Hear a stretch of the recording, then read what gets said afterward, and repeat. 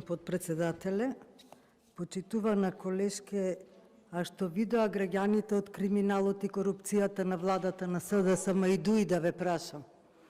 Ке сте инвестирале во железница, нафта нема за тој единствен воз кој што го составивте од повеќето. 7 години што правевте и вие ке не носите во Европска Унија со дека нема нафта за возовите? Ке сте инвестирале во образование, кажете им на учениците колку изнесува збирот на внатрешните агли од триаголникот. Едуцирајте ги така како што треба, не со немаат учебници, учебници вадите со грешки, исто како исток-запад, како се граничи Република Македонија.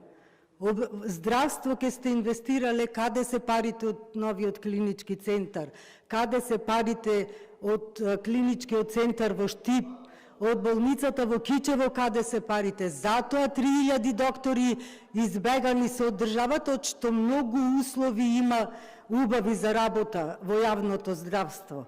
Колешке, и Ангела Агерел ви кажа дека има во Република Македонија епидемија на криминал и корупција.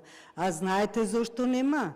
Заради тоа што има неказнивост во државата.